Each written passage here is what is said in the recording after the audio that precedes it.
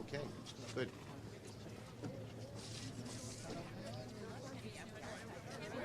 Oh, look. My mom here, my summer mom here.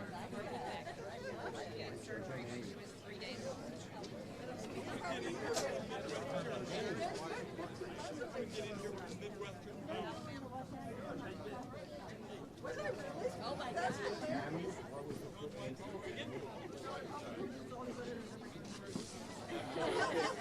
Who's the only one who got us all? Gotta see it.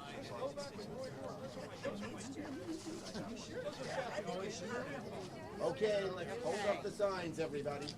Okay, great. All right, well, I want to thank our great speaker, Nancy Pelosi, and all of our friends from the House for joining we Senate Democrats here on the steps. And we are gathered because this is a critical day for the future of health care in America. Today in New Orleans, Republican attorneys general, supported by President Trump and his Department of Justice, will argue in court that millions of Americans should lose their health care and all of the protections included in the ACA. The stakes cannot be higher. Imagine you're a parent and your child has cancer, a deadly form. There's a treatment available, but the insurance company says, no, you can't have that treatment, or we're cutting you off. What is Donald Trump, what are our Republican friends telling that family? That you can't get health care and we have nothing to put in its place? Shame on them. Shame on them. The stakes can't be higher. The faces you see behind us are faces of Americans. Millions of Americans who will suffer if Republicans succeed in dismantling our health care law. Millions of people's lives, nothing less, are on the line. If the right wing wins the lawsuit, families from one end of America to the other will lose their health care, lose important pre-existing condition protections, and lose their peace of mind that there might be something there to make them well. It'll hurt families in New York like little Emily's here, a healthy, active 7-year-old, when her life dramatically changed after she sustained a severe traumatic brain injury from falling off a horse in 2015. Emily's recovery has been long. It has been daunting. She has had to relearn how to walk, how to eat, how to talk, how to engage with the world around her at age 7. But her biggest challenge was her family's struggle because private insurance would only cover 60 days of rehab. Thankfully, her family was given what Emily's mother calls a lifeline. She received her care through Medicaid, as millions of other Americans have in these types of situations. Because of ACA, and only because of ACA, she knows that she doesn't have to worry that she'll be denied health care or charged prices so high that her family can't afford them because of her pre-existing condition. She's going to live with this pre-existing condition the rest of her life. I am, and we all are fighting to keep Emily's protections and those that millions and millions of Americans, not, Mr. Trump, the very wealthy who can afford it, but average families, working families, middle-class families, struggling families, who desperately depend on this health care that you, President Trump, and you Republicans are trying to take from them. We cannot allow it to happen. The stakes can't be higher. The bottom line is very simple. If Republicans prevail, these protections are obliterated overnight. And our Republican friends in the House and Senate are just mum. They go home and they say they want to protect pre-existing conditions, and then they act to take them away and do nothing to preserve them. Hypocrisy. Blatant hypocrisy. So, when President Trump declares the Republican Party will be the party of health care, everyone knows he's full of it. Don't let President Trump fool you, America. Donald Trump and the Republicans want to take away your health care. We Democrats will keep fighting tooth and nail to protect Americans' health care for as long as it takes. And we will not stop till we succeed. Speaker Pelosi. All right, Mr. Schumer. Thank you, Mr. Leader. Thank you, Mr. Leader. That was a good clap. That was a real clap. Thank you, Leader Schumer, for bringing us together here on the steps of the United States Senate to speak out on behalf of all of the American people. I'm pleased to be here with you and the distinguished senator, former House member, Senator Jackie Rosen, who was a champion for health care in the House and now in the Senate, and what Colin Allred, a freshman member, whom I will introduce in a moment, talk about in a moment, and his role in all this from day one as a member of Congress. Today, House and Senate Democrats are here to show that human stakes of the GOP's relentless assault on health care. As oral arguments being heard today in GOP's Texas versus U.S. lawsuit, we gather to give voice to the hardworking Americans whose health and economic security are in jeopardy. Today, the Trump administration is demanding that the court strike down every last provision of the ACA, protections for the over 130 million Americans with pre-existing conditions and their families, bans on lifetime and annual limits. That, as the leader mentioned, that can be a very have a devastating impact financially as well as health-wise for a family. The Medicaid expansion, again, as the leader mentioned, Medicaid expansion in the ACA, very important to people born with babies born with pre-existing condition and families otherwise. Savings for seniors on prescription drug cost, the premium assistance that makes health coverage affordable for millions of Americans' families. As you all know, the Affordable Care Act extended benefits to 20 million people who did not have health care before, and that was very important. A major achievement in itself, but that was not the full extent of the bill. 130 million Americans have pre-existing conditions, and they are affected by this law case. And what's interesting about it is during the campaign across the country, the Republicans were saying, we're for preserving the pre-existing medical condition.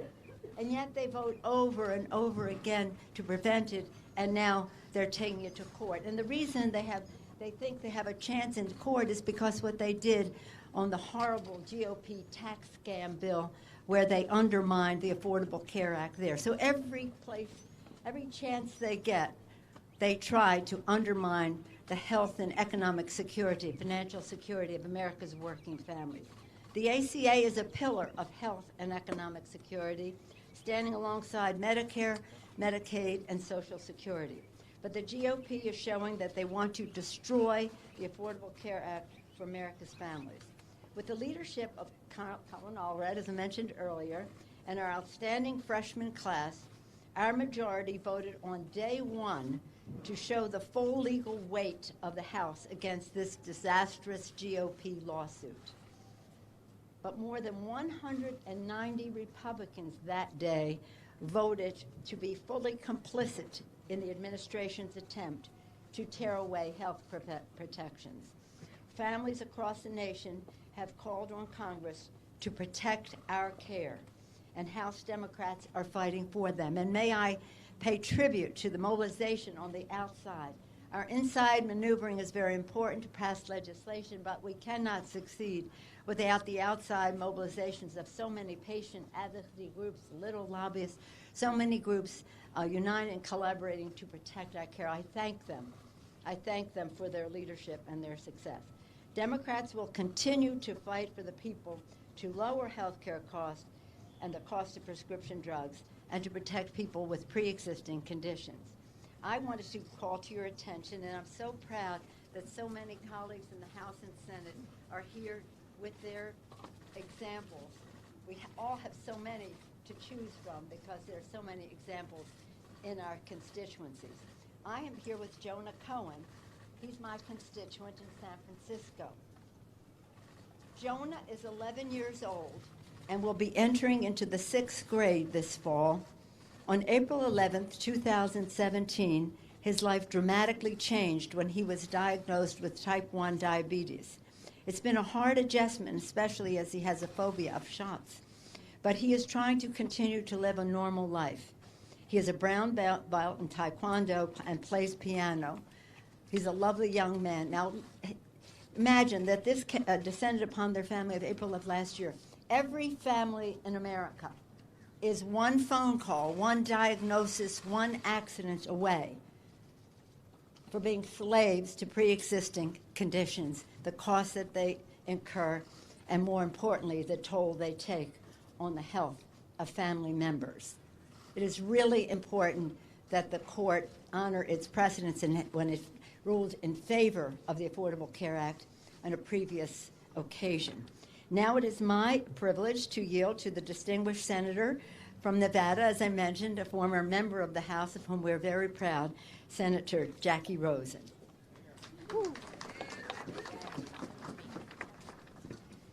Thank you, Madam Speaker. Leader Schumer, thank you all for being here today. I want to point out to you my picture. This is Elsie. She's 8 years old. She loves to read. She loves to play outside, and right after Elsie was born, she was diagnosed with cystic fibrosis, a life-threatening genetic disease that affects thousands of people across the United States. This debilitating disease makes it incredibly difficult for Elsie and thousands of other Americans to do something just as simple as breathing.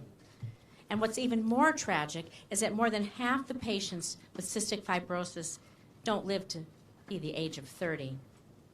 It takes a lot to treat CF. Elsie takes over 100 pills a week to treat her disease, aid her digestion, maintain her nutrition levels, and that doesn't even take into account medication and medical equipment she needs to keep breathing. This is Elsie's routine when she's healthy. When she's sick with another illness or infection, the treatments are more difficult, more painful, more expensive. However, Elsie is fortunate that she has a loving and dedicated family that continue to fight for Elsie's health. And that's why we're here today. That's what we all must do for Elsie and for countless others. Millions of people living with pre-existing conditions like Elsie are at risk of losing affordable, quality care if the ACA is struck down. And no child, no adult for that matter, should be deprived of basic health coverage they depend on to stay alive. Elsie and her family, they refuse to give up. And they're the reason that we are not giving up either. We must fight to give Elsie and her family that breath of fresh air she struggles to take every moment of every day. We must fight for the 20 million people at risk of losing their coverage if this ACA is repealed. Millions of people depend on us. They sent us here to protect their health care. That's what I'm doing. That's what we're doing. Thank you.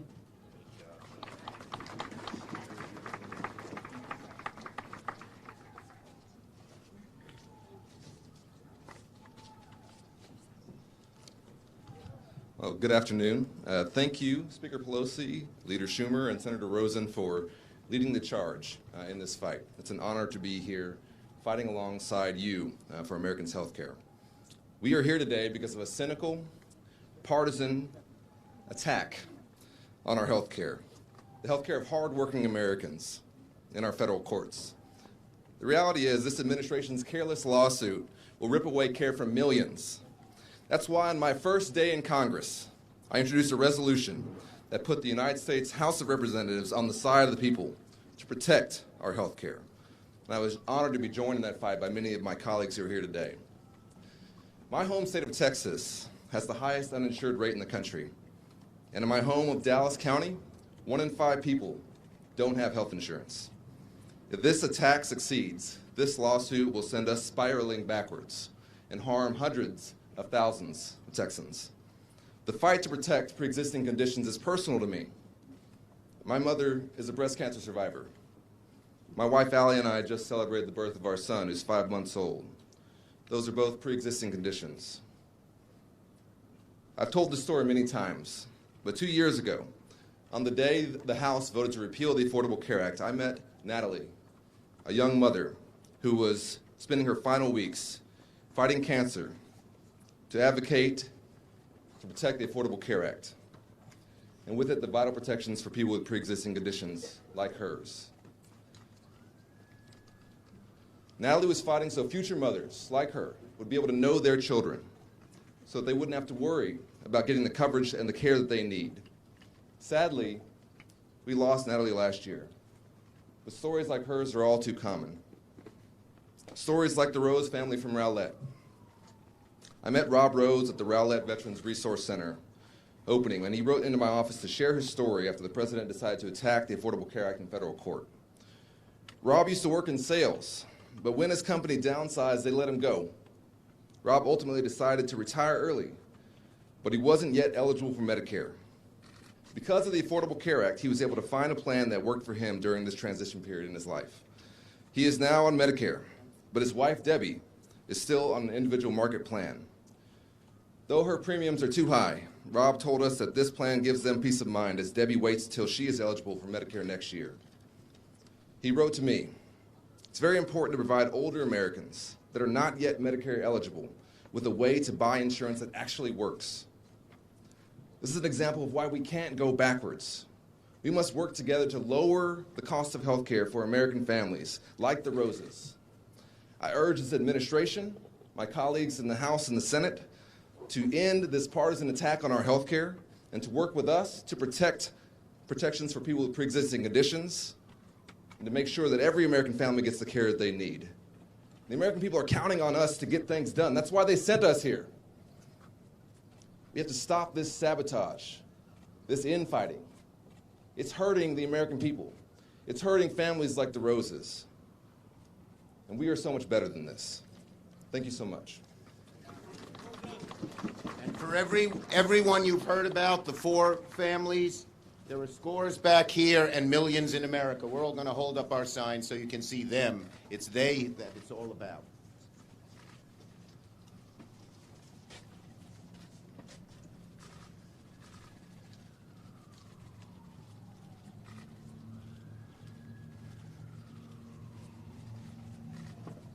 Thank you. Really nice. Well done.